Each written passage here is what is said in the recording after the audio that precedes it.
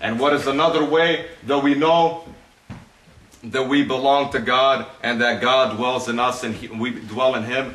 Whosoever shall confess that Jesus is the Son of God, God dwelleth in him and he in God. Because there are some people who say that they have the Holy Spirit inside of them. They say that they have the Spirit, but they don't believe that Jesus is the Son of God.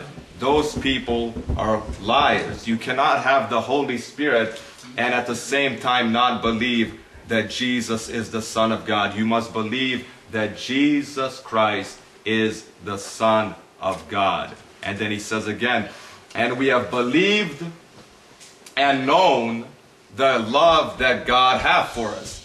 God is love, and he that dwelleth in love dwelleth in God, and God in him. So again, he gives us a third way where we can know that we belong to God and that God dwells inside of us and that we dwell in us. The first way is through the witness of the Holy Spirit. We have the Holy Spirit inside of us and it tells us that we are children of God. The second way is that we believe that Jesus is the Son of God. Whosoever confesseth that Jesus is the Son of God, God dwelleth in him and he in God. And what is the third way? What is the third way that we can know that we dwell in God and God dwells in us? He says this, and we have believed and known the love that God hath to us.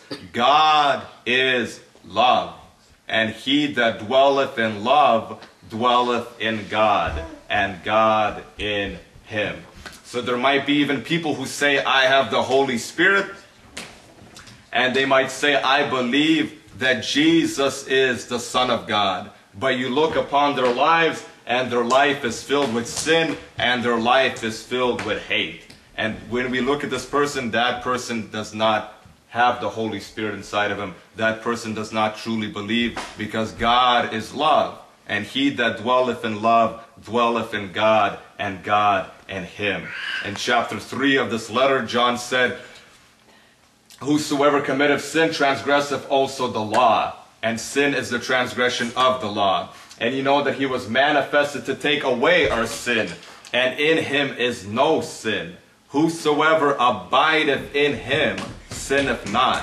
Whosoever sinneth hath not seen him, neither known him. So he's saying a person who says that they know God and a person who says that they love God, but they are living in sin, he says that that person has not seen God and that person has not known God. If he had seen God and if he had known God, he would not continue to remain in sin. And why? Because God is love, and he that dwelleth in love dwelleth in God, and God in him. To understand why a true believer can never truly live in sin, we first must understand what sin is. Some people think sin is a meaningless term, that it doesn't mean anything, that God just came up with some rules and called them sin, and that they're meaningless, that he just made them up. But there is a good reason for sin.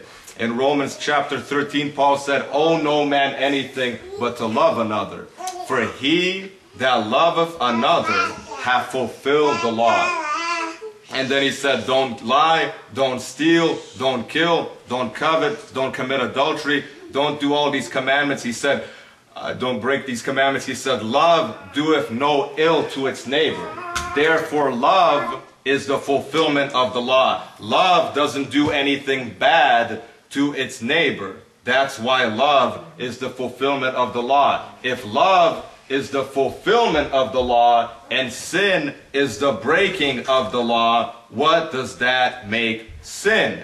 Hate. When we sin against one another, we hate each other through our sinful actions. It doesn't matter if you have feelings or not. Your actions are expressions of hatred towards your brother. Imagine somebody came and killed someone you cared about, but they said, I didn't have any bad feelings against them. You know, I didn't even know the person. If you walk down the street and somebody just came and killed them, they'd say, I didn't even know this person. I didn't hate that person.